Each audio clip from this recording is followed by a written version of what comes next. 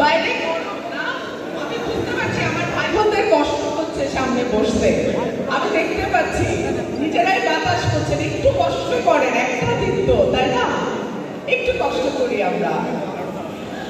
আমরা গত 5ই অগস্টের পর নতুন নতুন রাজনৈতিক বয়ান দেখলাম, তাই না? অনেক নতুন নতুন কথা শুনলাম।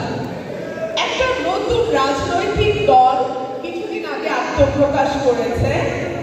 তারা বলা শুরু করলো এই অভ্যুত্থানটা 36 দিনেই হয়ে গেছে। শেখ হাসিনা নাকি 36 দিনের অভ্যুত্থানে দেশ থেকে পালিয়ে যেতে বাধ্য হয়েছে। এটা কি ঠিক?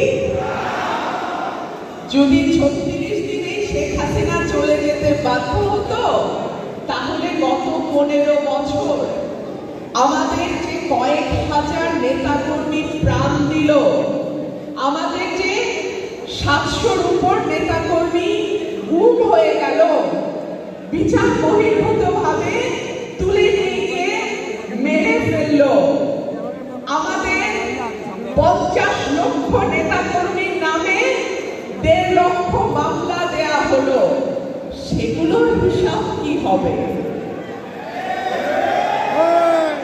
দেশনেত্রী, 3 বারের সাবেক প্রধানমন্ত্রী, বাংলাদেশের অবিসম্বাদিত নেত্রী দেশনেত্রী বেগম খালেদা জিয়া, তিনি এই গণতন্ত্র প্রতিষ্ঠার জন্য, মানুষের ভোটের অধিকার প্রতিষ্ঠার জন্য 76 বছর বয়সে কারাগারে যান নাই।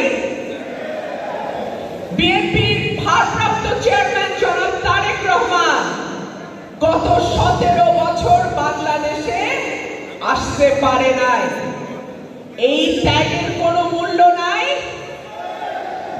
আমার সামনে বসা ভাই বোনেরা এবং আমার পাশে বসা আমার সহকর্মী বৃন্দ, আমাদের প্রত্যেকের নামে গড়ে মিনিমাম 50টা থেকে 60টা মামলা আছে, নাই?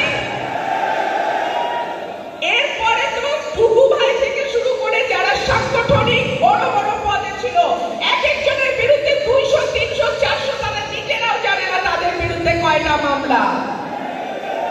এই ত্যাগের কোনো মূল্য নাই।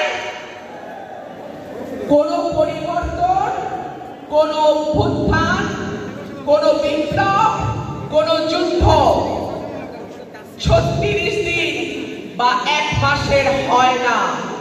বছরের পর বছর, যুগ পার হয়ে যায়।